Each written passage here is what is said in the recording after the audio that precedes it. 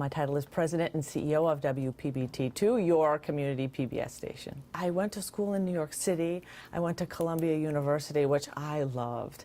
And when I came down here to Miami, I wanted to continue my education and actually got an executive MBA from University of Miami. So it's been a great experience.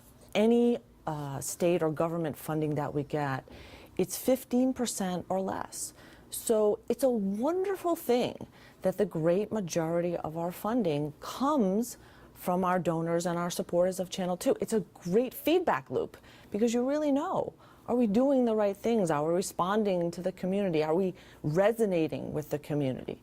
So we're actually, people always say, oh, aren't you afraid of that funding mechanism? It's actually a really good thing for us. It's a good bellwether that tells us how are we doing. So we do quite a bit.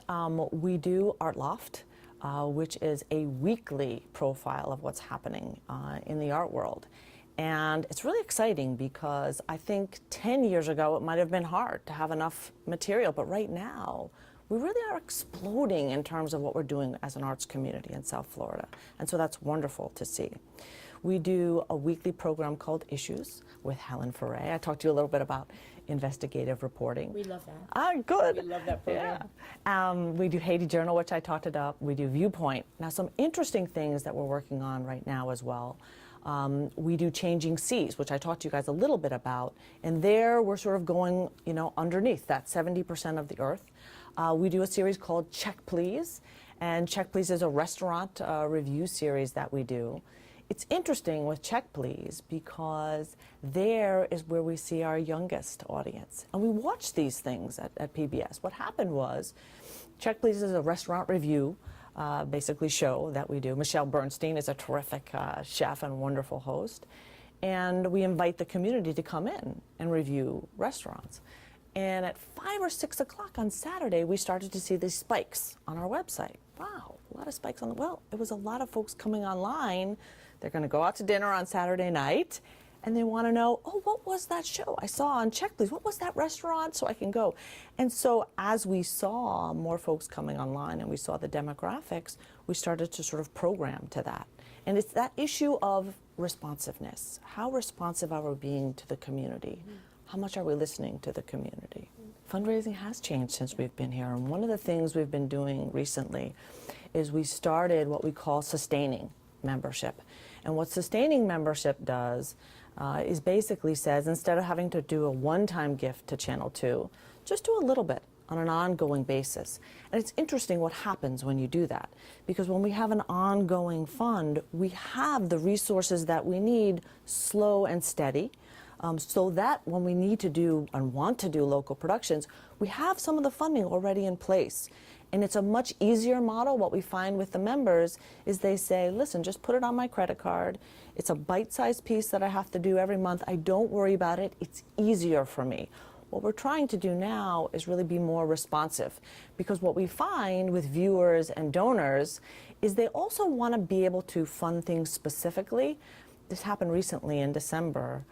We had a daughter call, and she said, I'd like to give a gift in honor of my mom, who was a teacher, and she's a teacher, and she loved Changing Seas and used it in her classroom. And she said, could I give a gift specifically for Changing Seas? Because I think showing these kids what's happening underwater really excites them. And we said, sure.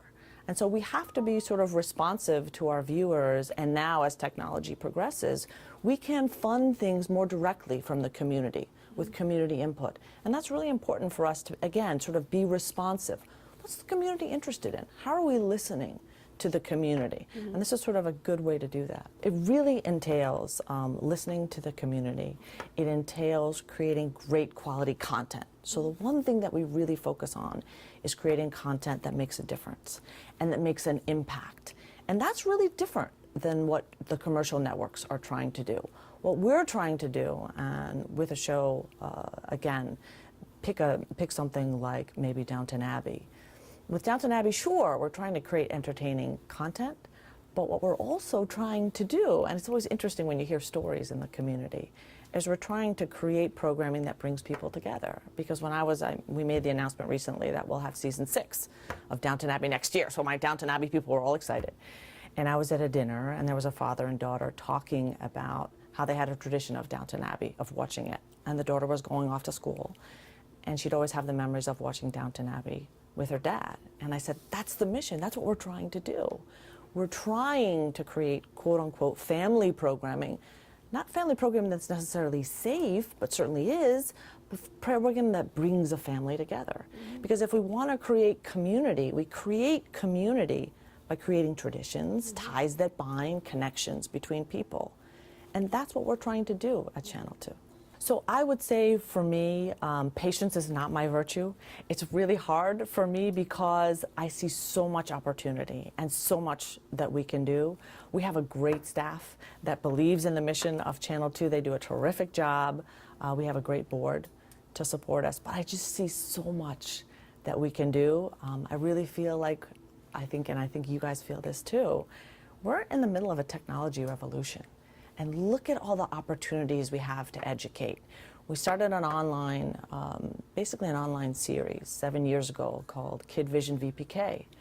And what we wanted to focus on was how do we help get 3- and 4-year-olds ready for school? How do we do that?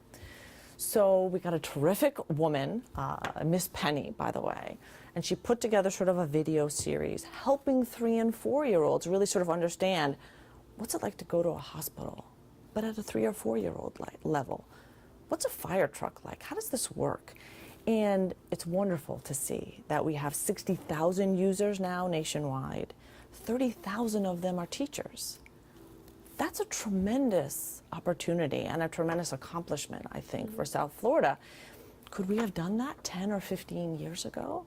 I don't think so. So we need to look at all these new media and all these sort of technology platforms that we have to make a difference and to create an impact.